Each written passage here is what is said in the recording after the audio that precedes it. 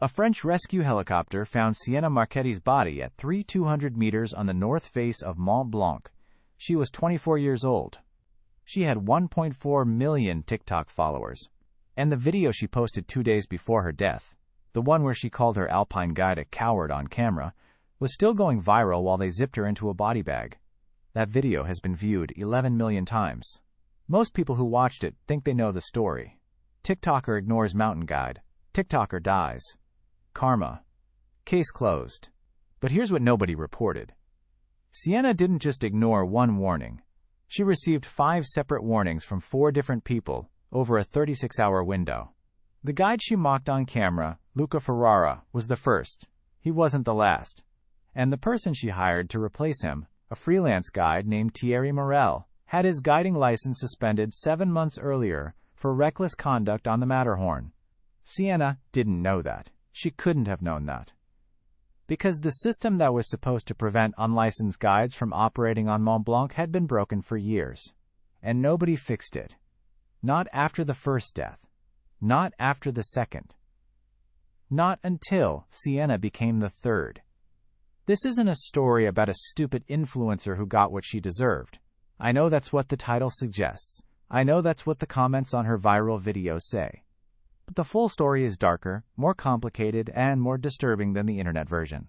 Because Sienna Marchetti was failed by every single system that was supposed to keep her alive. The guide licensing system. The Gouter Hut warden. The freelance guide market. The weather warning protocol. And yes, TikTok itself, which sent her engagement notifications as she made the worst decision of her life, reinforcing every wrong instinct she had. By the end of this video, you'll understand exactly how a 24-year-old woman with no serious mountaineering experience ended up dead in the Grand Couloir. And you'll understand why blaming her, while satisfying, misses the point entirely. Let me be clear about something. Sienna made terrible decisions. She dismissed an experienced guide on camera. She hired a stranger to take her higher. She entered a rockfall zone that locals called a shooting gallery during the most dangerous time of day. Those choices were hers. But she made those choices inside a system that let her. A system that profited from her. A system that could have stopped her at 5 different points, and didn't. Everyone wants this to be a simple story. Arrogant influencer. Brave guide. Poetic justice. The internet loves that version. It's clean. It's satisfying. It confirms what we already believe about social media and vanity, and the mountains punishing the unworthy. The real version is messier. And it starts not with Sienna, but with the man she mocked. Luca Ferrara had been guiding on Mont Blanc for 9 years. He'd completed over 200 summit ascents. He held a full UIAGM certification, the highest qualification an alpine guide can earn. His safety record was flawless, not one client injury in nearly a decade of work. On August 14, 2021, at approximately 2:30 p.m., Luca made a decision at the Gouter Hut that would define the rest of his life. He told Sienna Marchetti they were turning around. The wind forecast above 4,000 meters showed sustained gusts of 70 kilometers per hour. The rockfall risk in the Grand Couloir, the most dangerous section of the normal route, was rated extreme by Météo France. 2 guided parties had already turned back that morning. A third was sheltering at the hut, waiting for conditions to improve. Luca explained this to Sienna calmly. He showed her the weather data on his phone. He pointed out the other groups that had turned back. He told her they could attempt the summit the following day if conditions improved, or reschedule for later in the season. Sienna's response was to pull out her phone and start recording.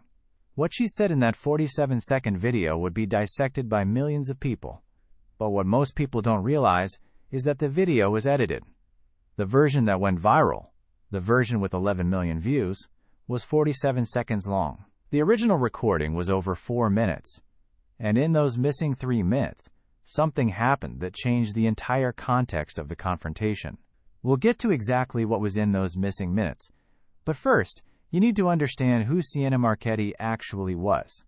Because the person in that viral video, the sneering, dismissive influencer mocking a mountain guide, was a performance.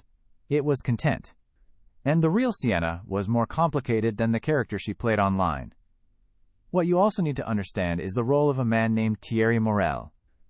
Because without Thierry, Sienna would have spent the night at the Guter hut, attempted the summit the next day with Luca in better conditions, and probably gone home alive. Thierry made Sienna's worst impulses possible. He gave her an alternative when Luca said no. He told her what she wanted to hear, and he took her money knowing he wasn't legally permitted to guide her. Thierry Morel is not in the viral video. His name doesn't appear in most news reports. The initial French investigation mentioned him only in passing. But Thierry Morel is the reason Sienna Marchetti is dead. Not the only reason, but the decisive one. And here's the part that should disturb you most. Thierry knew about the rockfall risk. He'd guided the Guter route dozens of times. He knew that August afternoons in the Grand Couloir were when the rocks fell hardest, when the sun warmed the ice holding the loose stone in place, and gravity did the rest. Every experienced Mont Blanc guide knows this. It's the first thing you learn. You cross the Grand Couloir at dawn or not at all. Thierry took Sienna through it at 4:30 in the afternoon. He survived. She didn't. The rescue teams reached her body 48 hours after she fell. She was found at the base of the north face, approximately 200 meters below the point where the rockfall struck. Her helmet was cracked. Her harness was intact, but the rope had been severed, cut clean by a falling rock. Thierry told rescuers the rope snapped.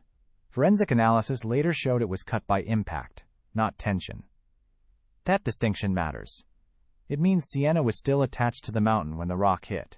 It means the rockfall didn't sweep her off the ridge. It severed her only protection, and then she fell. She fell for approximately 8 seconds. At terminal velocity on a steep ice face, that's roughly 400 meters. The impact at the base was not survivable. French mountain gendarmerie estimated she died instantly on impact. That's one small mercy in a story that has very few. Her phone was recovered from her jacket pocket. It was destroyed by the impact, but data recovery specialists extracted partial contents. Her last TikTok notification, received at 4:27 p.m., 3 minutes before the rockfall, told her the guide mocking video had reached 2 million views. She had gained 40,000 new followers in 6 hours. She never saw that notification. She was climbing. But the algorithm had already done its work. Between the time she posted the video and the time she died, TikTok's engagement metrics had validated every instinct that put her on that ridge. The video mocking Luca was her most successful post ever. The comments cheered her on. Girl boss energy. Fire that guide. Show him who's boss. Summit or shut up. Nobody in those comments knew she would be dead in 12 hours. And nobody in those comments knew about Thierry Morel. Or the suspended license. Or the 4-minute, unedited video. Or the Guter hut warden who saw Sienna leave with Thierry and said nothing. Or the weather warning that was issued at 3 p.m. 90 minutes before the rockfall, upgrading the rockfall risk from extreme to critical. This is the complete story of Sienna Marchetti's death on Mont Blanc. Every decision, every failure, every person who could have stopped it and didn't, every system that broke down, and every lie that was told afterward to protect reputations, avoid lawsuits, and keep the commercial guiding industry on Mont Blanc running exactly the way it always has. If you think this is just about an influencer who got what she deserved, stay for the full story. By the end, you might not feel the same way. Because the next Sienna Marchetti is already planning her Mont Blanc trip. She's already booking a guide online. She's already checking the forecast and deciding it looks fine. And the system that killed Sienna hasn't changed enough to save her. To understand how all of this happened, how a 47-second TikTok video led to a dead 24-year-old at the base of the North Face, you have to understand who Sienna was before she ever saw a mountain. Because the woman who arrived in Chamonix in August 2021 had been building toward this moment for 2 years. Not toward death, toward exactly the kind of decision that would cause it. And the platform she built her life on was the engine driving her there.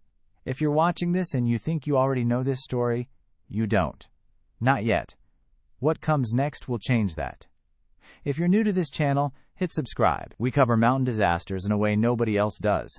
The full investigation, every detail, every hidden truth. Not summaries, not recaps. The complete story. And Sienna's story is one of the most important ones we've ever told. not because she was famous, but because her death exposed something broken in how mountains are sold to people who have no business buying. Chapter 2. Sienna before the mountains. Sienna Marchetti was born on March 3, 1997, in Bristol, England.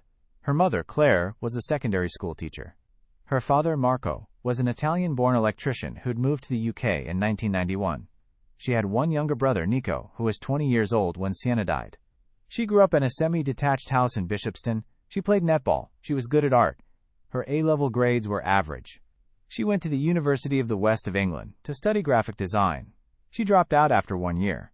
None of this matters yet, but it will. Sienna started posting on TikTok in January 2019. She was 21. Her first videos were makeup tutorials. They got a few hundred views. Nothing special. She posted 3 or 4 times a week for 6 months. Her highest performing video in that period got 12,000 views.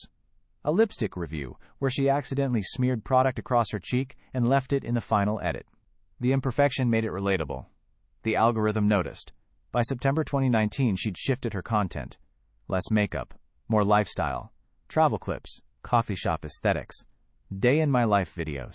She found her niche accidentally when she posted a video of herself wild swimming in the Lake District with the caption, "Things that terrify me, but I do anyway." It got 340,000 views. More than anything she'd ever posted. She noticed the pattern immediately. Fear. Content performed. Discomfort performed. Doing things that scared her, and filming the fear, performed better than anything polished or pretty she'd ever made. By February 2020, she had 180,000 followers. By December 2020, after a year of lockdown content pivoting to home workouts, cooking fails, and vulnerability posts about anxiety, she had 600,000. By June 2021, 2 months before her death, she had 1.1 million. Here's what matters about those numbers. Sienna's growth wasn't steady. It came in spikes. Every spike corresponded to a video where she did something that scared her, challenged her, or put her in a situation of visible discomfort. The algorithm rewarded her for escalation, and she learned, consciously or not, that the bigger the risk, the bigger the reward. Wild swimming became cliff jumping. Cliff jumping became bungee jumping. Bungee jumping became skydiving. And skydiving became mountaineering. The mountain content started in April 2021. She hiked Snowdon, then Scafell Pike, then Ben Nevis, the 3 highest peaks in England, Wales, and Scotland, the 3 Peaks Challenge. She filmed all of it. The videos performed well, not viral, but solid. 200,000 to 400,000 views each. But Sienna wanted more. Her engagement rate had plateaued.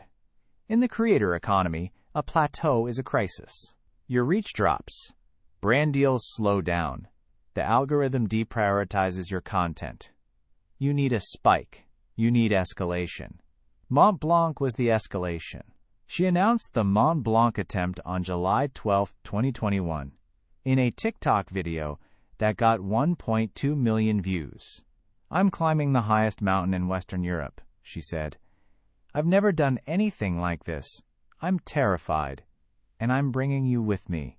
The comments were overwhelmingly positive. Thousands of people told her she was inspiring. Hundreds told her to be careful. A handful, maybe 30 or 40, told her she wasn't qualified. She pinned one of the negative comments and replied with a laughing emoji.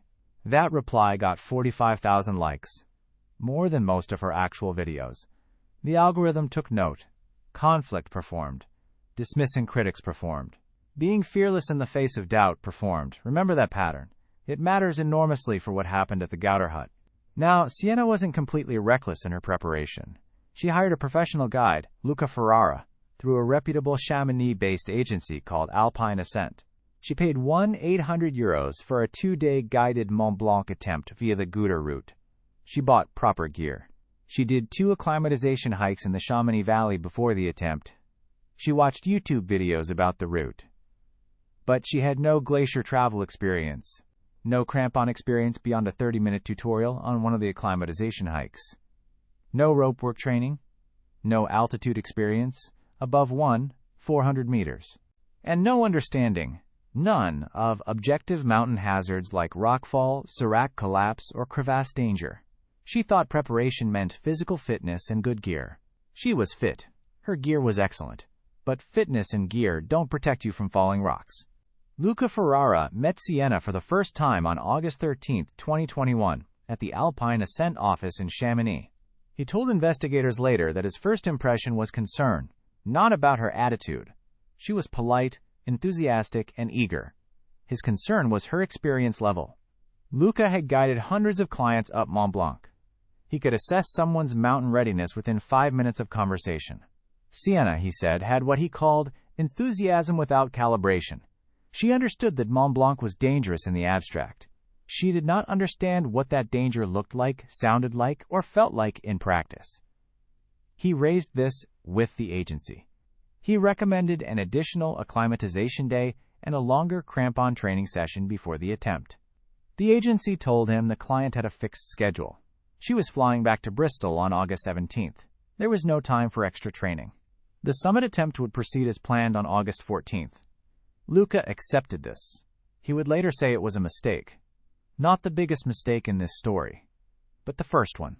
Now let me tell you about Luca himself. Because the internet turned him into a hero. Brave guide mocked by entitled influencer. That narrative isn't wrong, exactly. But it's incomplete. And Luca would be the first to tell you that. Luca Ferrara was 37 years old in August 2021.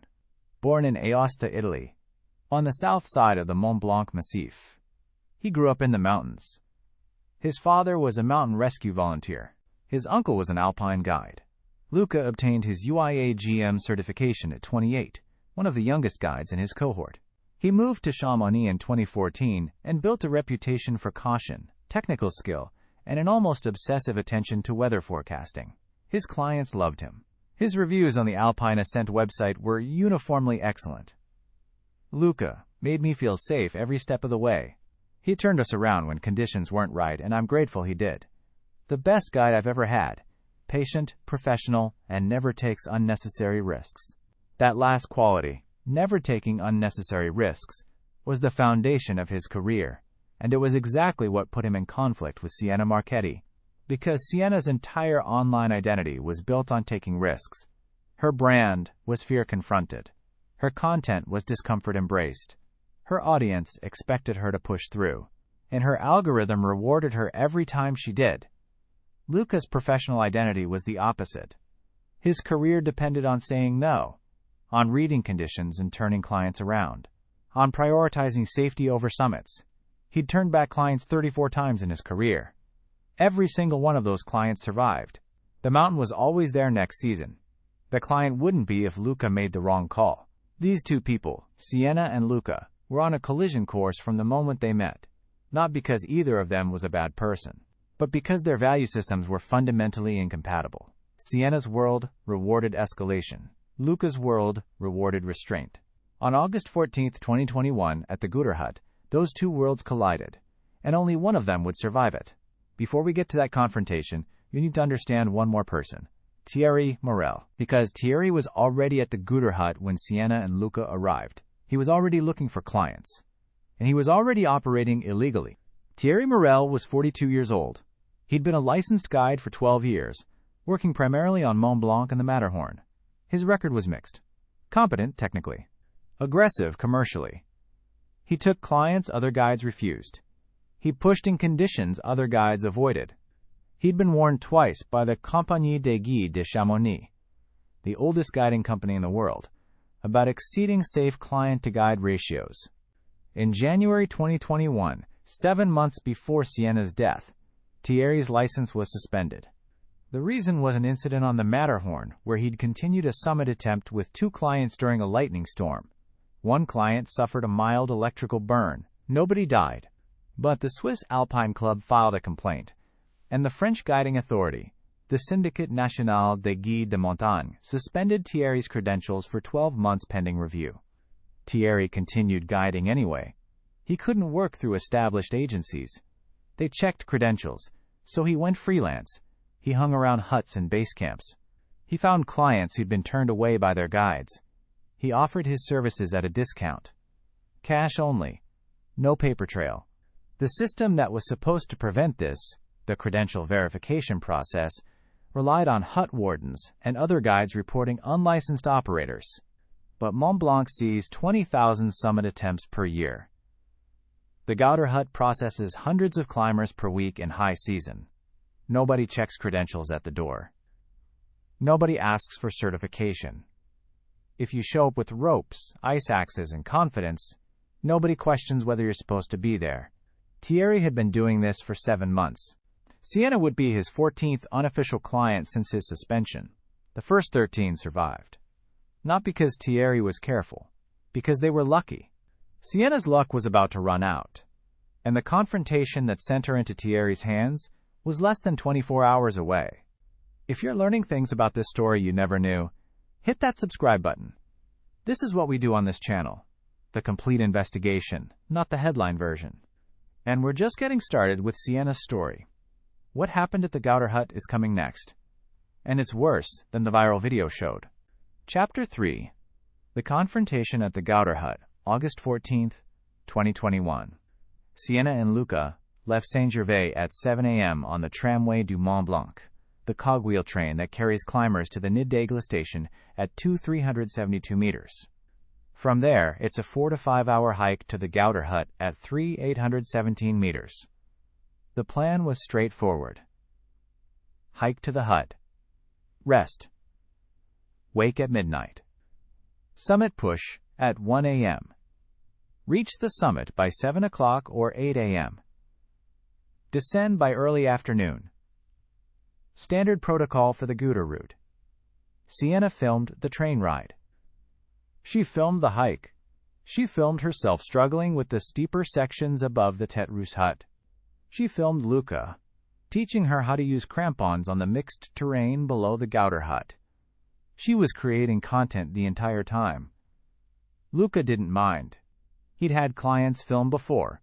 It was 2021. Everyone filmed everything. They arrived at the Gouter Hut at approximately 12:30 p.m. Sienna was tired but in good spirits.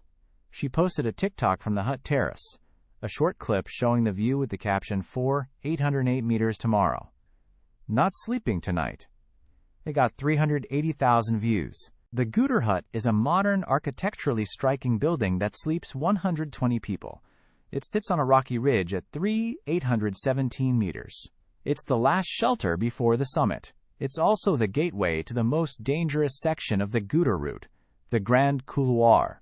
The Grand Couloir is a wide gully that cuts across the normal route between the Tête Rousse hut and the Gouter Hut.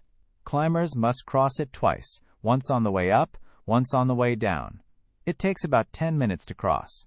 During those 10 minutes, you are completely exposed to rockfall from the cliffs above. Rocks fall through the Grand Couloir constantly. Not occasionally. Constantly. Some are small, pebble-sized. Some are the size of washing machines. They come without warning. You cannot predict them. You cannot dodge them if you're in the wrong place. You simply cross as fast as you can and hope. Between 1990 and 2021, the Grand Couloir killed at least 74 people. More than any other single feature on any mountain in Europe. Experienced guides know that the Grand Couloir is safest in the very early morning, between 3 a.m. and 6 a.m., when cold temperatures keep the ice frozen and the rocks locked in place. As the sun rises and warms the face, the ice melts, the rocks loosen. By afternoon, the couloir becomes what guides call a bowling alley. Luca knew this. Every guide on Mont Blanc knows this. Thierry Morel knew this. The Gouter Hut warden knew this. Sienna did not know this. Not in any meaningful way. She knew the Grand Couloir was dangerous. She'd read about it online. But she didn't understand the time-dependent nature of the risk. She didn't understand that crossing at 4 a.m. and crossing at 4 p.m. were two completely different propositions. One was a calculated risk. The other was Russian roulette. At 1:30 p.m. on August 14th, Luca checked the weather forecast. Météo France was showing sustained winds of 65 to 75 kilometers per hour, above 4,000 meters for the overnight period. The wind was expected to drop by mid-morning on August 15th, but the overnight summit window, the standard 1 a.m. departure, was compromised. Luca also checked the rockfall bulletin. The PGHM, the French mountain police, had issued a warning that morning, rating rockfall risk in the Grand Couloir as very high for the afternoon of August 14th and high for August 15th. Temperatures had been above average for a week. The permafrost layer was thawing faster than normal. Loose rock was mobilizing across the entire Gouter face. At approximately 2:30 p.m., Luca sat down with Sienna in the hut's common area. He showed her the wind forecast on his phone. He showed her the rockfall bulletin. He explained that an overnight summit attempt was not advisable. He recommended 2 options. Option 1. Wait 24 hours at the hut and attempt the summit on August 16th if conditions improved. Option 2. Descend to the Tête Rousse hut. Wait for better conditions and reattempt when the weather window opened. Sienna's response, according to Luca's statement to investigators, was immediate. She said no. She said she had to fly home on August 17th. She said she'd already told her followers she was summiting tomorrow. She said she couldn't wait. Luca told her the mountain would be there next month. Sienna told Luca she wouldn't be. She had brand commitments, content deadlines, momentum to maintain. Luca held firm. He told Sienna he would not guide her in these conditions. He told her this was not a negotiation. He told her his professional judgment was that the risk was unacceptable. This is where the viral video begins. But the viral video doesn't begin at the beginning. The 47-second clip that 11 million people watched starts mid-conversation. It starts after Luca has already explained his reasoning. It starts after Sienna has already argued. It starts at the moment Sienna decided to perform.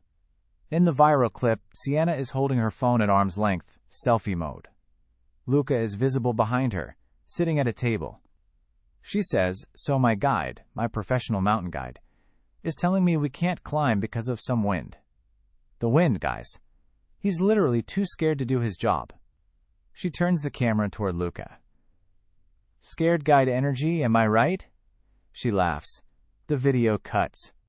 The caption read, "Paid €1,800 for a guide who's afraid of a breeze. Mont Blanc is cancelled because feelings." That video was posted at 2:47 p.m. By 4 p.m., it had 200,000 views. By 8 p.m., 800,000. By midnight, while Sienna was still at the Gouter hut, 2 million. The comments were overwhelmingly on Sienna's side. Thousands of people who had never set foot on a mountain told her she was right, that guides were overpaid cowards, that she should find someone who'd actually take her to the summit, that she shouldn't let one scared man ruin her adventure. A few mountaineers pushed back in the comments. They explained the wind risk. They explained the rockfall. They told Sienna her guide was right. Those comments were buried by the algorithm. They didn't generate engagement. Agreement generates engagement. Outrage generates engagement. Nuance does not. Now, the unedited video. 4 minutes and 12 seconds long. The version Sienna didn't post. Investigators recovered the full recording from Sienna's phone. In the first 2 minutes, before the section she posted, Luca is speaking calmly and clearly. He's explaining the rockfall risk in the Grand Couloir. He's showing Sienna photos on his phone of rockfall damage from previous seasons. He tells her about a client who was hit by a rock in the couloir in 2019, survived, but spent 3 months in a coma. He tells her he is not willing to risk her life for a summit that will be available in better conditions. Sienna listens. In the unedited video, she nods several times. She asks a question. What's the actual chance something happens? Luca tells her he can't give a percentage, but that every guide on the mountain has turned back today. Sienna asks, every single one? Luca says yes. Sienna pauses. Then she says, but some people are still going up, right? Luca says yes. Some independent climbers without guides are continuing. Some climbers who cross the couloir early in the morning are already above and will push for the summit overnight regardless of wind. But no guided parties are attempting the summit. Sienna then says, and this is the part that was never published, never went viral, never became part of the story. Okay, I hear you. But I need this, like, professionally. I need this content. Is there any way we can try and turn back if it gets bad?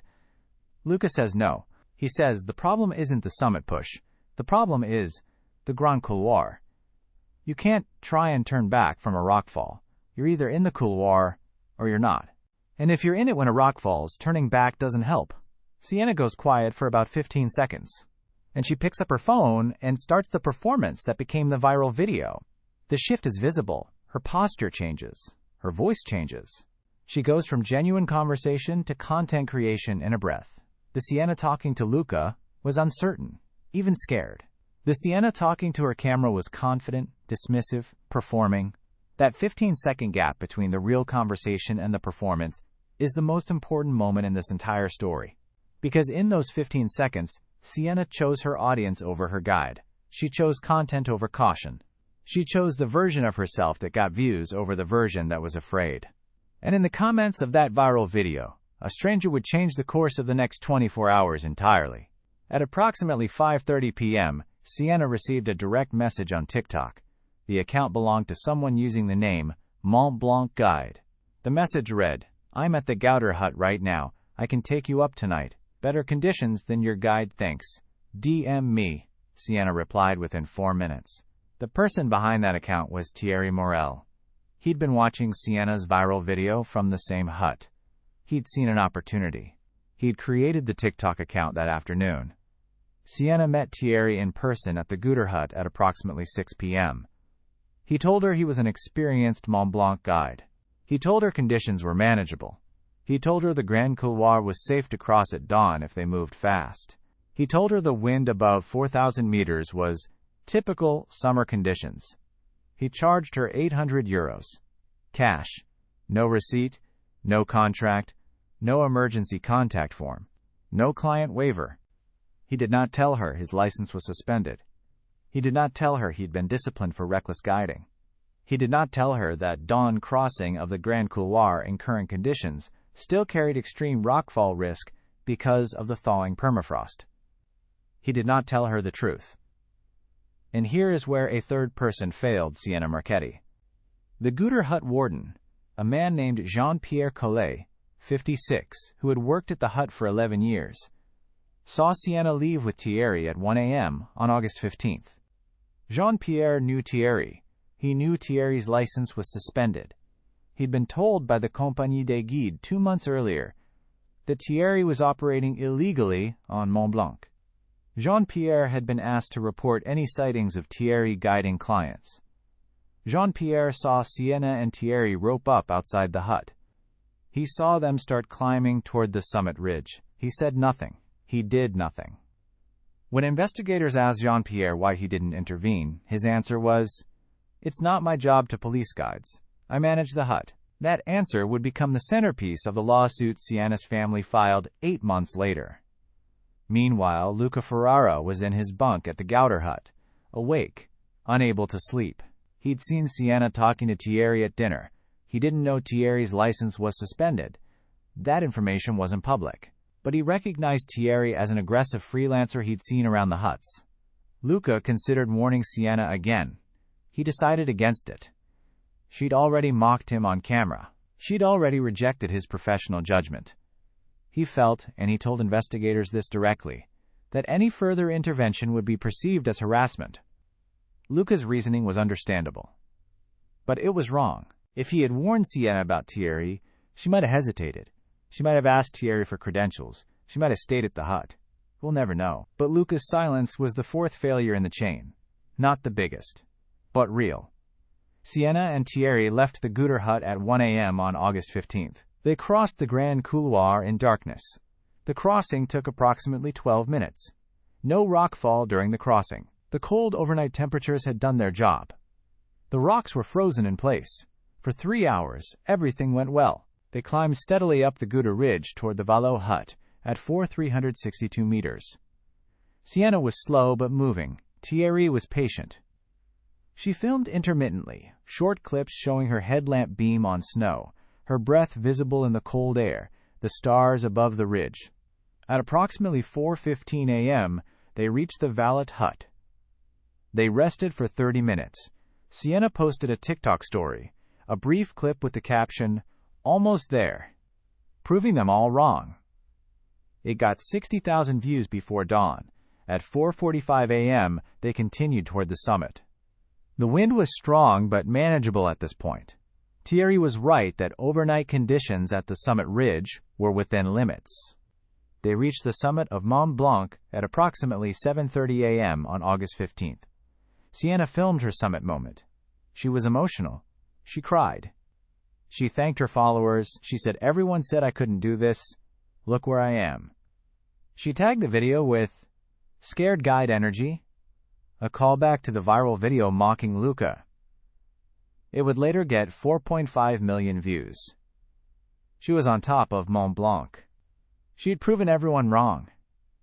She was alive, triumphant, vindicated. She had roughly 9 hours left to live. The descent is where everything unraveled, and the decision that killed Sienna wasn't made on the mountain. It was made at a cafe in Chamonix by a man she'd never met, looking at a weather model she'd never see. Chapter 4. The Grand Couloir. The summit of Mont Blanc is not the hard part. The descent is. Every experienced alpinist knows this. Statistics confirm it. More climbers die descending Mont Blanc than ascending it. Fatigue, dehydration, reduced concentration, and deteriorating afternoon conditions combine to make the descent the most dangerous phase of any Mont Blanc attempt. Sienna and Thierry left the summit at approximately 8 a.m. on August 15th. The descent to the Velo hut took about 90 minutes. They arrived at 9:30 a.m. Thierry checked the weather on his phone. The forecast had changed since their pre-dawn departure. Météo France had issued an updated bulletin at 7 a.m.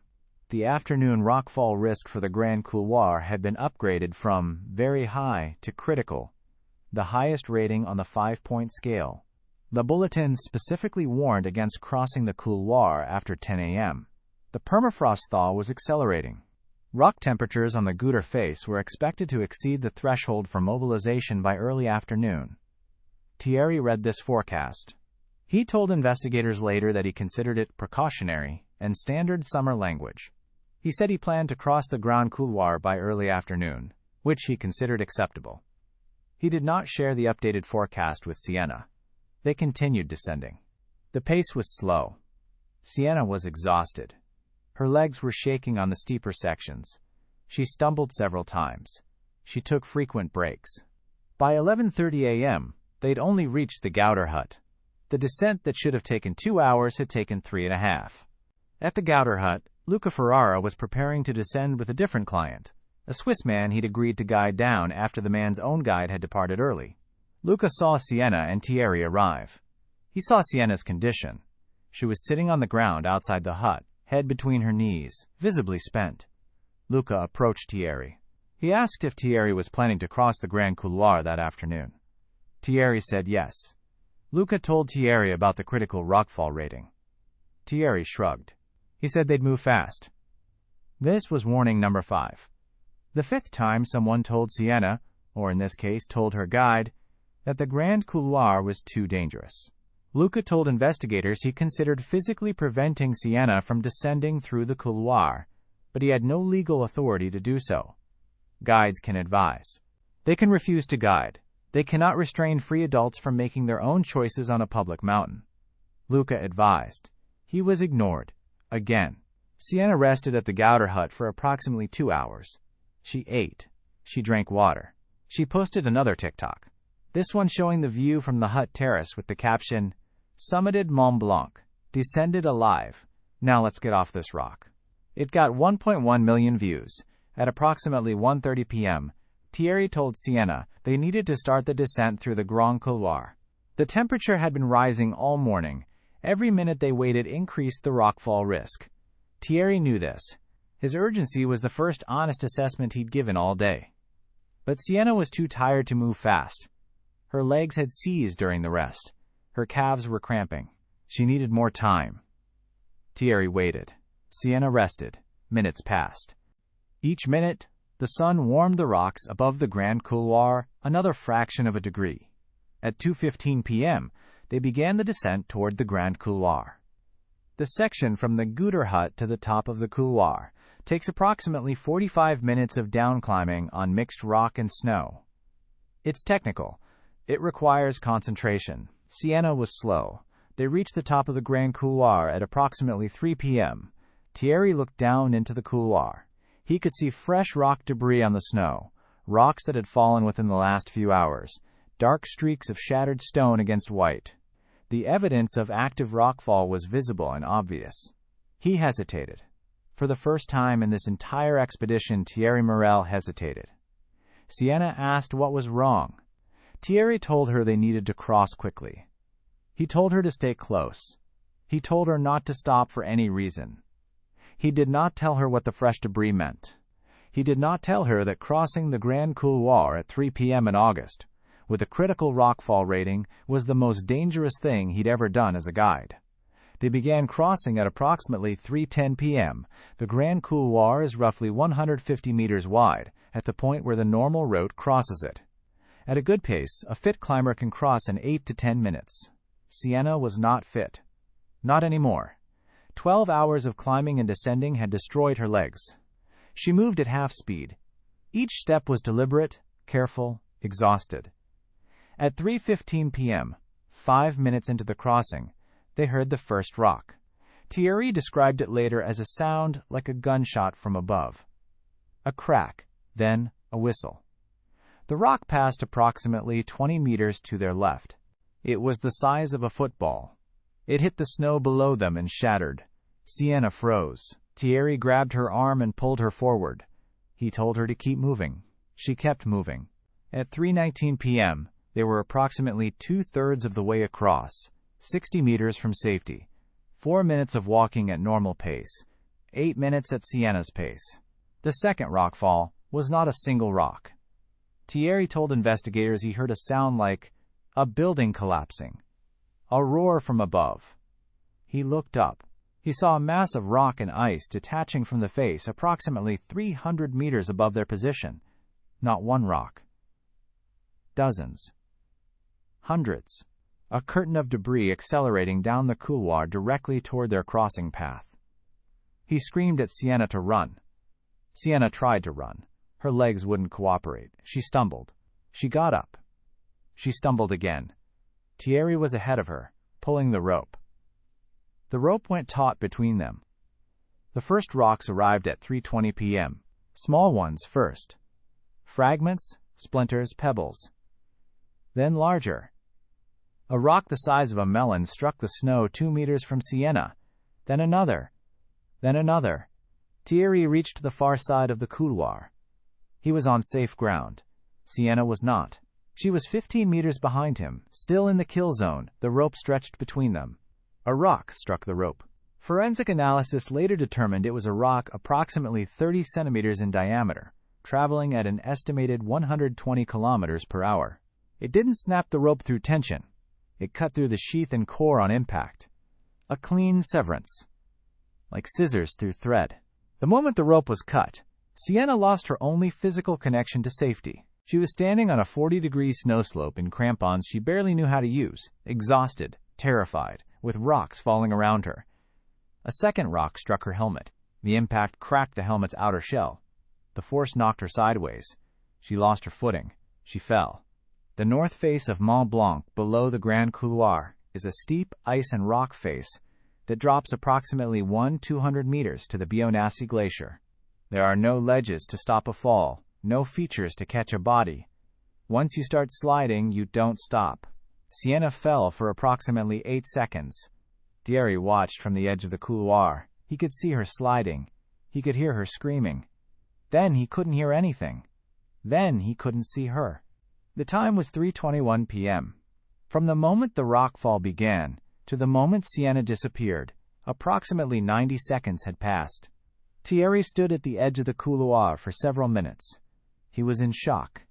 He tried to call base. His phone had no signal. He tried his radio. No response. He began descending alone toward the Tête Rousse hut, where he knew there was phone reception. He reached the Tête Rousse hut at approximately 4:45 p.m. He told the hut warden that his client had fallen in the Grand Couloir. The warden called the PGHM, the Peloton de Gendarmerie de Haute Montagne, the French mountain police rescue unit based in Chamonix. The PGHM received the call at 4:52 p.m., but the rescue helicopter could not fly. This is the part of the story that nobody talks about. The part that got buried under the viral video and the influencer narrative and the "she got what she deserved" comments. The PGHM helicopter was grounded. It had been grounded since 2 p.m. due to the same wind conditions that Luca Ferrara had warned about the previous day. Gusts above 4,000 meters exceeded the helicopter's operational limits.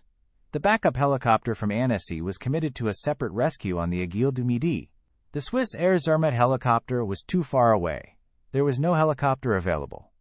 Not for Sienna. Not for anyone on Mont Blanc that afternoon. The PGHM dispatched a ground team. 4 rescuers left Chamonix at 5:30 p.m. They would need to reach the Bayonnasse Glacier on foot, a journey of approximately 8 hours through difficult terrain. The earliest they could reach Sienna's probable location was 1:30 a.m. on August 16. It didn't matter. Sienna was already dead. The fall was not survivable. But nobody at the PGHM knew that yet. For all they knew, she was injured, conscious, waiting for rescue at the base of the North Face. The ground team climbed through the night. Meanwhile, at the Guter hut, Luca Ferrara heard about the accident from the warden. He heard that a female climber had fallen in the Grand Couloir. He heard she'd been with a freelance guide. He knew immediately it was Sienna. Luca sat on his bunk and cried. He called the Alpine Ascent Agency in Chamonix. He told them what happened. He told them about Thierry. He told them about the viral video. He told them about the 5 warnings Sienna had received and dismissed. He told them he should have done more. The agency told him to descend and come to the office.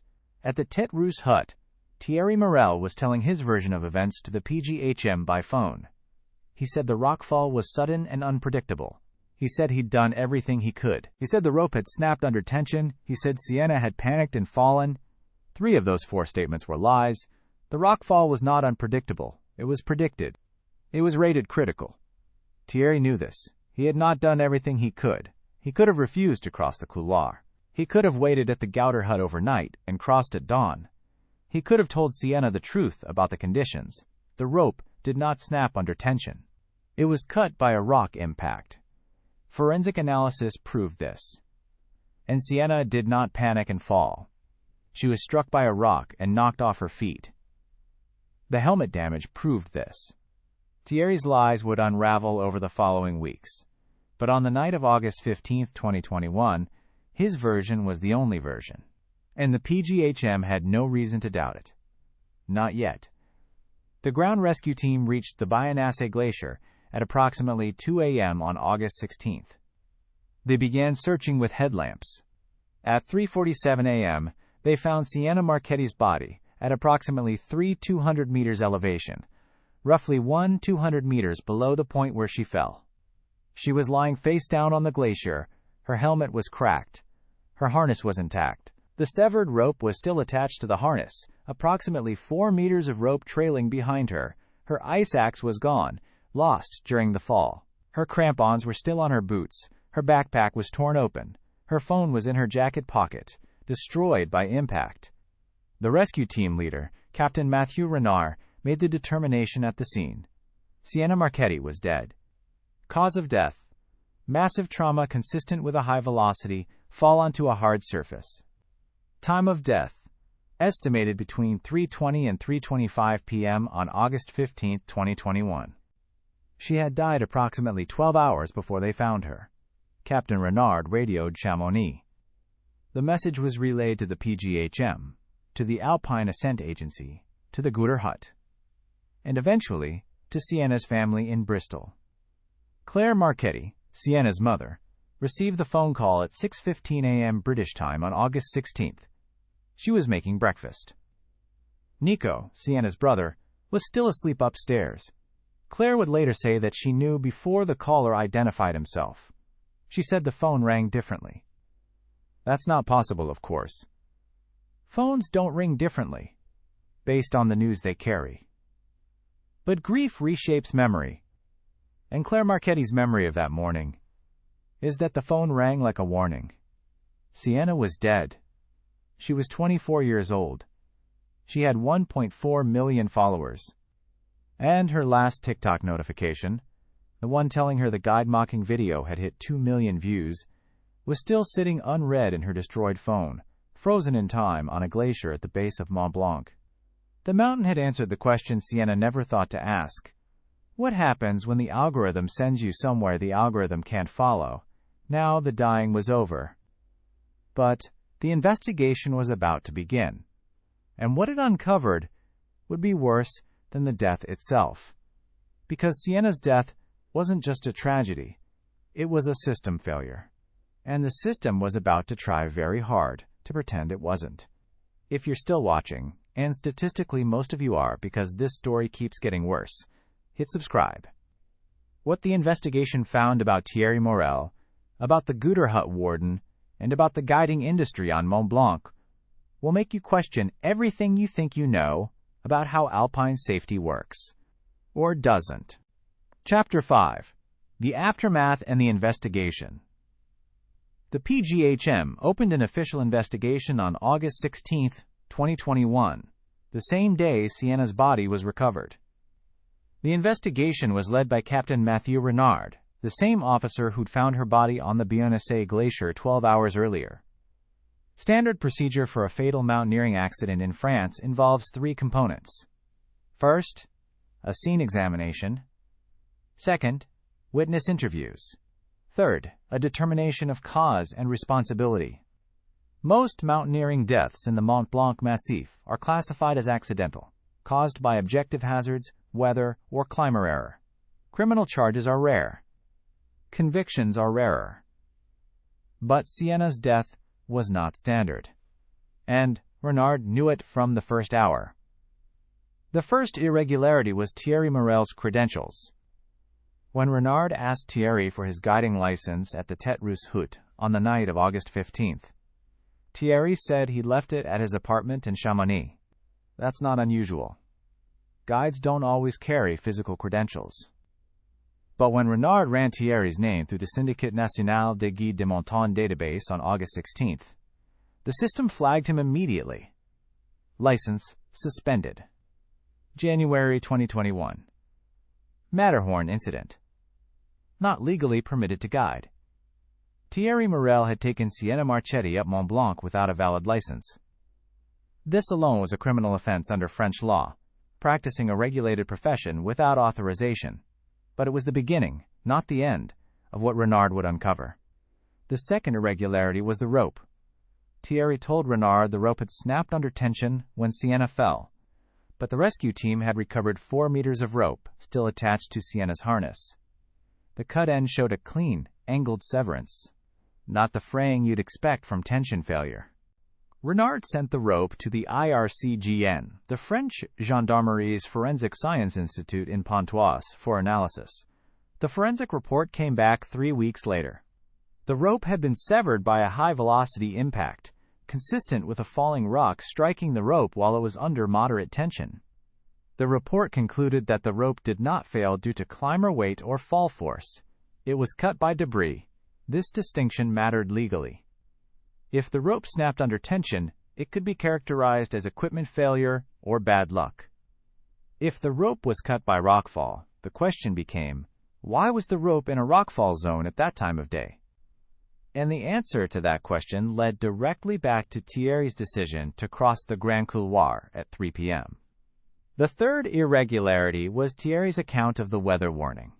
When Renard asked Thierry if he'd been aware of the critical rockfall rating, Thierry said no. He said he hadn't checked the forecast since pre-dawn. He said he'd been focused on the descent and hadn't had phone signal to update. Renard checked Thierry's phone records.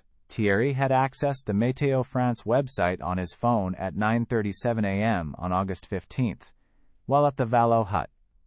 The critical rockfall bulletin had been posted at 7 a.m. Thierry had seen it. He'd read it. His phone's browser history confirmed he'd spent 2 minutes and 14 seconds on the page. Thierry had lied, not about something ambiguous, about a provable, documented fact. Renard expanded the investigation. Over the following 6 weeks, Renard and his team interviewed 23 witnesses.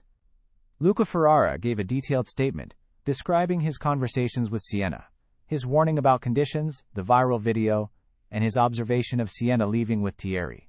Jean-Pierre Collet, the Gooter Hut warden, confirmed he'd seen Sienna leave with Thierry at 1 a.m. and had not intervened.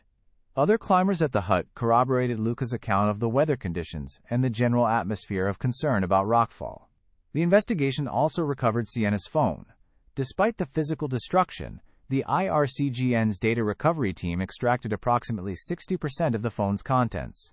This included the full, unedited 4-minute video of the confrontation with Luca, the text messages between Sienna and Thierry's Mont Blanc Guide TikTok account, her TikTok notification history, her browser history showing she had searched Mont Blanc danger and Grand Couloir deaths on August 12, 2 days before the climb. That last detail was significant. Sienna had researched the Grand Couloir. She knew people died there. She knew rockfall was the primary hazard. She'd read about it. But reading about rockfall on your phone in a Chamonix hotel is not the same as understanding it. The information was abstract. The danger was concrete. And nobody, not Sienna, not the articles she read, not the YouTube videos she watched, had explained the critical relationship between time of day and rockfall frequency. If one of those articles had included a single sentence, "Never cross the Grand Couloir after 10 a.m. in summer," Sienna might have refused to descend with Thierry that afternoon. She might have asked the right question. She might be alive. But that's speculation. And the investigation dealt in facts. The facts were these. Thierry Morel guided Sienna Marchetti up Mont Blanc without a valid license. Thierry knew about the critical rockfall rating and chose to cross the Grand Couloir anyway. Thierry lied to investigators about his knowledge of the forecast. Thierry's account of the rope failure was contradicted by forensic evidence. Jean-Pierre Collet, the Gouter Hut warden, saw Sienna leave with an unlicensed guide and did not intervene or report it. The Alpine Ascent Agency had not informed Sienna of what to do if she was approached by a freelance guide. No safety briefing about unlicensed operators. No warning about the black market guiding economy on Mont Blanc. On October 4, 2021, Captain Renard submitted his investigation report to the Procureur de la République, the French public prosecutor in Bonneville. The report recommended criminal charges against Thierry Morel on 3 counts: practicing a regulated profession without authorization, involuntary homicide through recklessness, and providing false statements to investigators. The report also recommended an inquiry into Jean-Pierre Collet's failure to report Thierry's presence, and a review of the Syndicat National des Guides de Montagne's enforcement procedures for suspended licenses. The prosecutor's office took 4 months to act. During those 4 months, the Internet had its own investigation. And the Internet reached a very different verdict. The viral video of Sienna mocking Luca had continued to spread after her death. Within a week of the accident, it had been viewed 11 million times. News outlets picked it up. TikToker mocks guide, dies on mountain, became a global headline. The story was covered by the BBC, Le Monde, The Guardian, CNN, The Daily Mail, and dozens of smaller outlets. The narrative was simple. Arrogant influencer, wise guide, mountain justice. The comment sections were brutal. People celebrated Sienna's death. They called it karma. They called it natural selection. They called it what happens when you don't listen. Nobody mentioned Thierry Morel. Nobody mentioned the suspended license. Nobody mentioned the hut warden. Nobody mentioned the 5 warnings, or the unedited video, or the critical rockfall rating that Thierry had read and ignored. The Internet had the story it wanted. The full story was inconvenient. Sienna's family watched this happen in real time. Claire Marchetti, Sienna's mother, later described the experience of reading comments celebrating her daughter's death as, quote, worse than the phone call. She said, they didn't know her. They knew a 47-second video. They decided she deserved to die based on 47 seconds. Claire hired a lawyer. In February 2022, the Marchetti family filed a civil lawsuit against Thierry Morel, Jean-Pierre Collet, the company that operated the Gouter Hut, and the Syndicat National des Guides de Montagne. The lawsuit alleged negligence, failure to enforce professional standards, and wrongful death. The lawsuit revealed documents that the investigation hadn't made public. Internal emails from the syndicate showing that Thierry's suspension had been communicated to only 40% of hut wardens in the Mont Blanc Massif. A spreadsheet tracking unlicensed guide activity that showed Thierry had been spotted operating illegally on 3 separate occasions before Sienna's death, and no enforcement action had been taken. An email from a Gooder Hut employee to Jean-Pierre Collet, dated June 2021, specifically naming Thierry Morel and warning that he was guiding clients without credentials. Jean-Pierre had acknowledged the email. He hadn't acted on it. The lawsuit also revealed that Sienna was not Thierry's first unlicensed client fatality. In July 2020, a 58-year-old German climber named Helmut Braun had died of hypothermia on the Gotha Ridge while being guided by Thierry during his suspension period. That death had been classified as accidental. No investigation into the guide's credentials had been conducted. Thierry hadn't even been questioned. Helmut Braun's death was the first. Sienna's was the second. And the system that let Thierry operate, the system that looked the other way, that failed to check, that prioritized convenience over enforcement, had two bodies to account for. The criminal trial would come later. The civil lawsuit would come later. The reforms, such as they were, would come later. But in the weeks and months after Sienna's death, one thing was already clear. This wasn't a story about an influencer who didn't listen. This was a story about a system that didn't work. And the people who ran that system were already trying to make sure nobody noticed. If this story is making you angry, good. It should. Stay with me. What comes next is the part the guiding industry doesn't want you to hear. And if you haven't subscribed yet, do it now. We're about to get into what was hidden, what was covered up, and what Sienna's family had to fight for years to expose. Chapter 6. The Hidden Truth and the Controversies. On February 14, 2022, exactly 6 months after Sienna's death, the Procureur de la République in Bonneville formally charged Thierry Morel with involuntary homicide by manifest deliberate recklessness, unauthorized practice of a regulated profession, and making false statements to investigators. The charges carried a maximum combined sentence of 5 years. Thierry's defense was built on 3 arguments. First, that the rock fall was an unpredictable natural event, an act of God that no guide, licensed or not, could have prevented. Second, that Sienna was an adult who made her own choice to climb and accepted the inherent risks. Third, that Thierry's suspended license was irrelevant to the cause of death. A fully licensed guide in the same situation would have faced the same rockfall. The first argument collapsed under the weight of the Météo France data. The rockfall was not unpredictable. It was predicted. It was rated critical. Every guided party on the mountain that day had heeded the warning. Only Thierry crossed the Grand Couloir that afternoon. The second argument was more complicated. Legally, Sienna did make a choice. She chose to hire Thierry. She chose to continue after Luca turned her around. She chose to cross the couloir. But the court would have to determine whether those choices were informed, whether Sienna had the information necessary to make a rational risk assessment. The answer was no. She didn't. Sienna didn't know Thierry's license was suspended. She didn't know about the critical rockfall rating. She didn't know about Helmut Braun. She didn't know that Thierry had been spotted operating illegally 3 times without consequence. She didn't know that the hut warden had been warned about Thierry and done nothing. She made her choice in an information vacuum, a vacuum created by the failures of every institution that was supposed to protect her. The third argument, that a licensed guide would have faced the same rockfall, was technically true, but legally irrelevant. A licensed guide would not have been in the Grand Couloir at 3 p.m. A licensed guide would not have ignored the critical rockfall rating. A licensed guide would not have taken an exhausted, inexperienced client through the most dangerous section of the route during peak rockfall hours. The license wasn't a piece of paper. It represented a standard of judgment. And Thierry's judgment had been found professionally wanting 7 months before Sienna died. The trial began in September 2022 at the Tribunal Judiciaire de Bonneville. It lasted 3 weeks. The prosecution called 17 witnesses. Luca Ferrara testified for 2 hours. He described his decision to turn Sienna around, the viral video, and his failure to intervene when he saw her leave with Thierry. He was visibly emotional. At one point, the judge asked him if he blamed himself. Luca said, "Every day." The prosecutor asked Luca why he hadn't warned Sienna about Thierry specifically. Luca said he didn't know Thierry's license was suspended. He said he recognized Thierry as a freelancer, but had no evidence of wrongdoing. He said he'd already been mocked on camera for giving his professional opinion. He said he was afraid that further intervention would be seen as harassment or jealousy, a rejected guide trying to prevent a competitor from taking his client. That testimony crystallized something important about the power dynamics in this story. Luca was right. Luca gave correct, professional, potentially life-saving advice.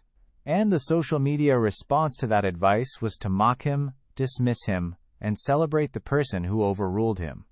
The TikTok algorithm, the same system that rewarded Sienna's Scared Guide energy video, had effectively punished Luca for doing his job correctly.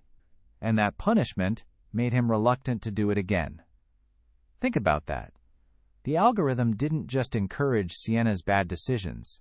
It actively discouraged the person trying to protect her from trying harder. The social media ecosystem had created a perverse incentive structure, where being right was punished and being reckless was rewarded. This isn't just about mountains. This is about every space where expertise collides with virality. But on Mont Blanc, the consequences of that collision are measured in bodies. Jean-Pierre Collet, the Gouter hut warden, also testified. His testimony was evasive. He confirmed seeing Sienna leave with Thierry. He confirmed knowing Thierry's license was suspended. He denied that it was his responsibility to intervene. He said the hut warden's role was hospitality and logistics, not policing. The prosecution presented the June 2021 email warning Jean-Pierre about Thierry. Jean-Pierre acknowledged receiving it. He said he'd intended to follow up, but had been busy with high-season operations. He said the hut processed 120 guests per night during peak season. He said he couldn't personally verify the credentials of every guide who passed through. The defense called 8 witnesses, including 2 expert mountaineers who testified that rockfall in the Grand Couloir is inherently unpredictable, and that even the best-prepared parties assume risk when crossing. This was true in general. It was not true in the specific context of August 15, 2021, when a critical rockfall warning was in effect and the crossing was made at the most dangerous time of day. The most damaging testimony came from an unexpected source, a climber named Sophie Duval, a 34-year-old French alpinist who'd been at the Gouter hut on August 14th and 15th, contacted the prosecution team during the trial. She'd been unaware of the investigation until she read about the trial in a French newspaper. She had evidence that hadn't been submitted. Sophie had overheard a conversation between Thierry and another freelance guide at the Gouter hut on the evening of August 14th. The conversation took place in the hut's kitchen area at approximately 7:30 p.m., 90 minutes after Thierry had arranged to guide Sienna. Sophie was eating dinner at the adjacent table. According to Sophie's testimony, the other guide, whom she identified only as a man in a red jacket, maybe 50 years old, told Thierry that conditions for the next day were suicidal above 500 meters after noon. The man said he was waiting 2 days before attempting any descent through the couloir. Thierry responded, and Sophie remembered this clearly because of what happened later. She needs to be off the mountain by tomorrow night. Her flight's on the 17th. She needs to be off the mountain by tomorrow night. Thierry had prioritized Sienna's flight schedule over her survival. He had heard another experienced mountaineer describe conditions as suicidal, and his response was to reference a client's travel itinerary. Sophie's testimony was devastating. The defense attempted to discredit her by noting she hadn't come forward for over a year.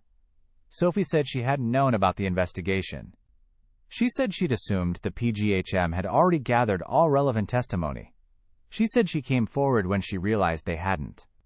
The judge admitted her testimony over defense objections. The verdict came on October 12, 2022. Thierry Morel was found guilty on all 3 counts. Involuntary homicide by manifest deliberate recklessness. Unauthorized practice of a regulated profession. Making false statements to investigators. He was sentenced to 3 years in prison, with 18 months suspended. He served 12 months at Ayton Prison in Savoie. He was released in October 2023. His guiding license was permanently revoked. The civil lawsuit concluded separately in March 2023. The court found Thierry Morel primarily liable. Jean-Pierre Collet was found contributorily liable for failing to act on known information about an unlicensed operator. The Syndicate National des Guides de Montagne was found contributorily liable for inadequate enforcement of suspension orders. The Gouter hut operating company was found contributorily liable for failing to implement credential verification procedures. The Marchetti family was awarded damages. The exact amount was sealed under French privacy law.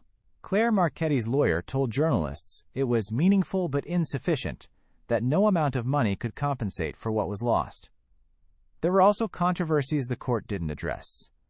The first was TikTok's role. Sienna's family argued that TikTok's algorithmic amplification of the guide-mocking video had materially influenced Sienna's decision-making. The engagement notifications' 2 million views, 40,000 new followers, had arrived during the hours when Sienna was deciding whether to continue with Thierry. The algorithm had validated her decision to dismiss Luca. It had rewarded the behavior that led to her death. The court did not address this argument. French law in 2022 had no framework for holding social media platforms liable for algorithmic amplification of user-generated content in the context of physical harm. The Marchetti family's lawyer said this was the biggest gap in the legal response to Sienna's death. The second controversy was the unedited video. When the full 4-minute recording was made available to investigators, it showed Sienna in a fundamentally different light than the 47-second viral clip. The full video showed a young woman who was genuinely scared, who listened to her guide, who asked reasonable questions, and who ultimately chose performance over prudence. But the full video was never made public. The Marchetti family kept it private. Claire Marchetti explained, "Sienna is remembered as the girl in the viral video. That's not who she was. But releasing the full video would just create a new viral moment. Another round of people judging my daughter based on a phone recording. I won't give them that." Claire's decision was understandable. But it meant the public never saw the real Sienna. The internet's version, the arrogant, dismissive influencer who mocked a guide and got what she deserved, remained the dominant narrative. The messy, human, scared, pressured, algorithmically manipulated truth stayed hidden. The third controversy was the Helmut Braun connection. When the civil lawsuit revealed that Thierry had been involved in a previous client death during his suspension period, public outrage temporarily shifted from Sienna to the system. How had Thierry been allowed to continue operating after a client died?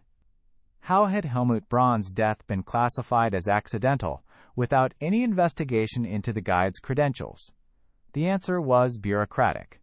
Different jurisdiction. Different investigative team. Helmut died on the Gouda Ridge, but his death was processed by a different PGHM unit. They didn't cross-reference guide credentials. They didn't check suspension records. They took the guide's statement at face value. Case closed. Accidental death. Mountain hazards. Helmut Braun was 58. He was a retired engineer from Munich. He had a wife named Ingrid and 2 adult children. His family was never informed that his guide was operating illegally. They learned this from a French newspaper article in November 2022, more than 2 years after Helmut's death. Ingrid Braun filed her own lawsuit in Germany in January 2023. That case is still pending. 2 families, 2 countries, 2 deaths, 1 unlicensed guide, and a system that watched it happen twice before anyone acted. If you're still watching, and I know you are, because this story won't let you go, you need to hear what changed, and what didn't. Because the systems that killed Sienna Marchetti and Helmut Braun are still operating on Mont Blanc right now. Some things improved, some things got worse. The final chapter is where we find out which is which. Subscribe if you haven't. This channel exists because these stories need to be told completely, not in 47-second clips, not in headlines. The full truth. That's what Sienna deserved. That's what Helmut deserved. And that's what every person considering climbing Mont Blanc deserves to know before they hire a guide. Chapter 7. The Legacy. On January 15, 2023, 4 months after Thierry Morel's conviction, the French Ministry of Sports announced new regulations for alpine guiding in France.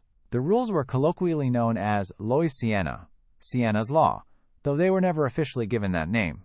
The regulations included 3 major provisions. First, all mountain hut wardens in the Mont Blanc Massif were required to verify guide credentials for any guided party departing from their facility.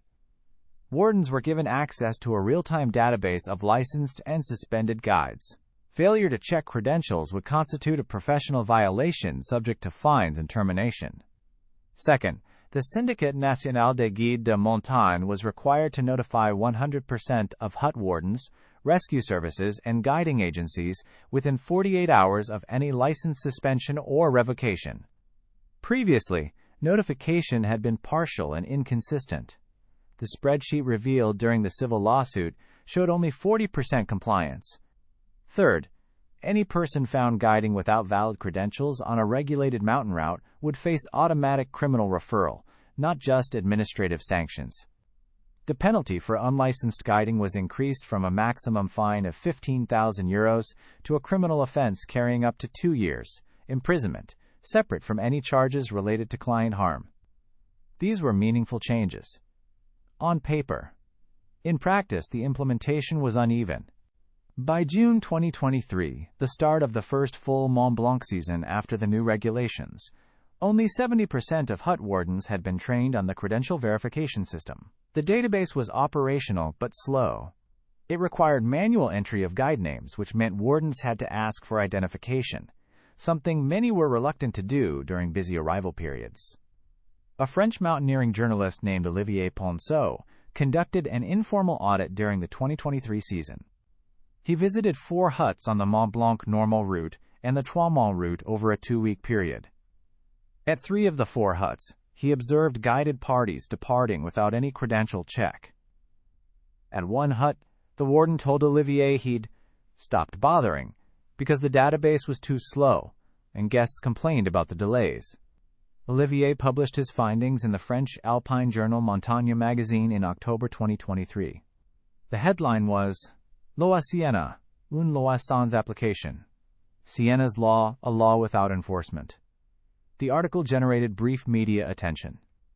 The Ministry of Sports issued a statement reaffirming its commitment to implementation. Nothing materially changed. In the 2023 season, 3 unlicensed guides were identified and reported on Mont Blanc routes. In the 2024 season, the number dropped to 1, but this was likely due to reduced reporting, not reduced activity. Thierry Morel had been one of an estimated 8 to 12 unlicensed guides operating on Mont Blanc during any given summer season. The problem was structural. Low enforcement. High demand. Easy money. Desperate clients willing to pay cash to anyone who'd say yes. The commercial guiding economy on Mont Blanc generates an estimated €4.5 million per season. That money creates pressure. Pressure on guides to take clients in marginal conditions. Pressure on agencies to fill bookings regardless of client readiness. Pressure on hut wardens to process guests efficiently rather than carefully. And pressure on clients to summit within their travel windows, regardless of what the mountain is doing. Sienna's death didn't create these pressures, but it illuminated them. For a brief moment, the moment between the viral video and the public forgetting, the world saw what commercial mountaineering really looks like when the safety systems fail. Then the world moved on. The systems remained. Now let me tell you where the people in this story are today. Luca Ferrara still guides on Mont Blanc. He returned to work in the 2022 season after taking 3 months off for what he described as, quote, mental health recovery. He told an interviewer in 2023 that he still thinks about Sienna every time he turns a client around. He said the hardest part isn't the decision to say no. It's knowing that saying no might push the client towards someone who'll say yes. Luca has turned back 41 clients since Sienna's death. None of them have died. Some of them were angry. Some of them left negative reviews. One of them called him a coward on a climbing forum. Luca doesn't read climbing forums anymore. He did one thing differently after Sienna. He now tells every client, during the initial briefing, about Sienna's story. Not the viral video version. The real version. He tells them about Thierry, about the suspended license, about the Grand Couloir at 3 p.m., about the critical rockfall rating, about the severed rope, about the 8-second fall. He says that about 1 in 10 clients cancels after hearing the story. He considers this a success. Thierry Morel was released from prison in October 2023. He moved to Lyon. He works in construction. His guiding license is permanently revoked. He has given no public interviews. He has no social media presence. He did not attend Sienna's memorial service. He has not contacted the Marchetti family. During his trial, Thierry's lawyer described him as a man who made a catastrophic error in judgment. The prosecutor described him as a man who prioritized income over human life. The judge's sentencing statement used both characterizations. Thierry Morel is 44 years old now. He lives alone.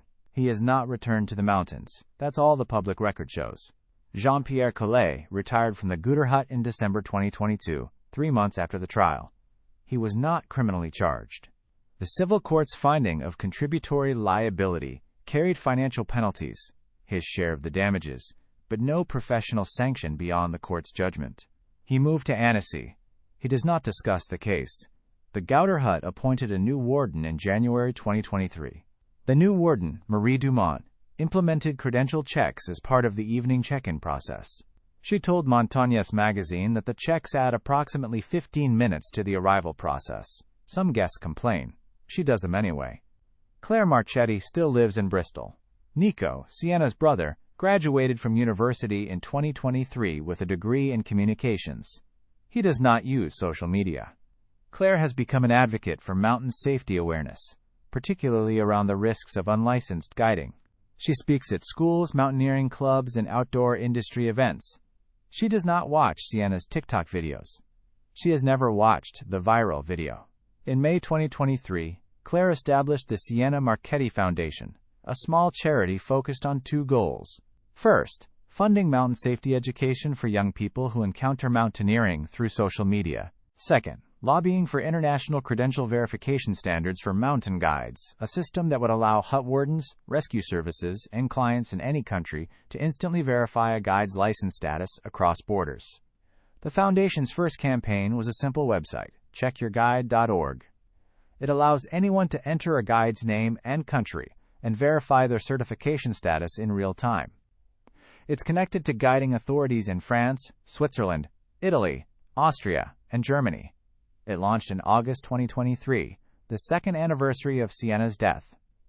In its first year, the website received 340,000 searches. 14 unlicensed guides were identified through client searches and reported to authorities. 3 were found to be operating under suspension. 1 had never held a license at all. It's a small number. But each of those 14 searches may have prevented another Sienna. Another Helmut. Another body on a glacier. Another phone call at 6:15 a.m. Claire doesn't know if it's enough. She says, "Nothing I do will bring Sienna back, but if one person checks a guide's credentials because of what happened to my daughter, then at least her death meant something. At least it wasn't just content." That word, content, is the thread that runs through this entire story. Sienna's life was content. Her fear was content. Her confrontation with Luca was content. Her summit was content. Her death was content. And in the weeks after she died, her death became content.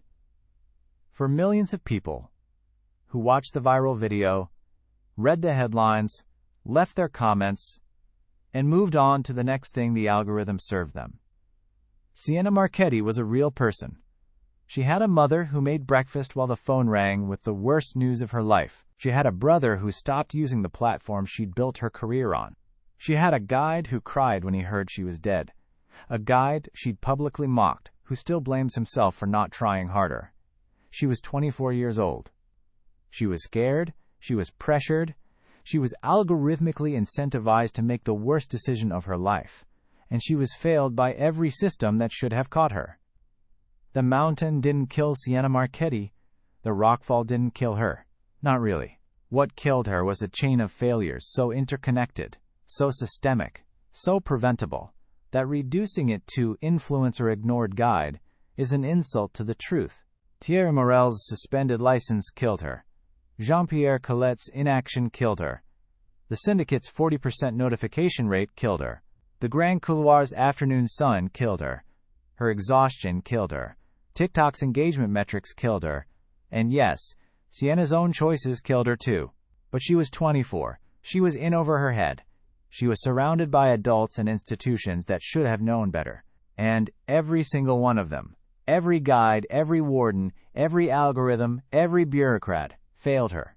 Sienna's body was recovered. She was cremated in Bristol on August 25, 2021. Her family held a private service. Nico read a poem. Claire played a song Sienna had loved as a teenager. Dog Days Are Over by Florence and the Machine. 32 people attended. Sienna's TikTok account is still active. Claire hasn't deleted it. She says she can't bring herself to. The viral video, the 47-second clip of Sienna mocking Luca, is still up. It has 11.3 million views. The comments are still being posted. Some are cruel. Some are sympathetic. Some are people who just discovered the story and don't know the full truth. Now you know the full truth. Every decision. Every failure. Every person who could have stopped it and didn't. Every system that broke down. Every lie that was told afterward. And every small, imperfect step that's been taken since to prevent it from happening again. If this video changed how you think about mountain safety, about social media, about the systems we trust to protect people from their own worst decisions, share it. Send it to someone who's planning a climb. Send it to someone who hires guides. Send it to someone who thinks they know this story because they saw the viral video. They don't know this story. Not until they hear all of it. Subscribe to this channel. We do this for every disaster we cover. Not the headline version, not the algorithm version, the complete investigation, the full truth, every name, every decision, every consequence. Because the next story we're covering is worse. And I need you here for it. The Grand Couloir is still there. It still drops rocks every afternoon in summer. Climbers still cross it. Some of them have checked their guide's credentials. Most haven't. And, somewhere, right now, a freelance guide with a suspended license is refreshing his messages, looking for his next client, looking for someone who's been told no by their guide and doesn't want to hear it, looking for someone who needs to summit by Thursday because their flight's on Friday, looking for the next Sienna. Luca Ferrara was asked, in his last interview, what he would say to Sienna if he could go back to the Guter hut on August 14, 2021. He thought for a long time. Then he said, I wouldn't say anything different.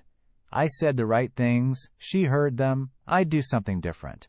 I'd take her phone away. He paused. That's not fair to Sienna. It's not her fault the world rewarded her for ignoring me. It's all of our fault. We built that world. She just lived in it. He paused again. And died in it. Sienna Marchetti. Born March 3, 1997. Died August 15, 2021. 24 years old. The Grand Couloir took her. But it had help.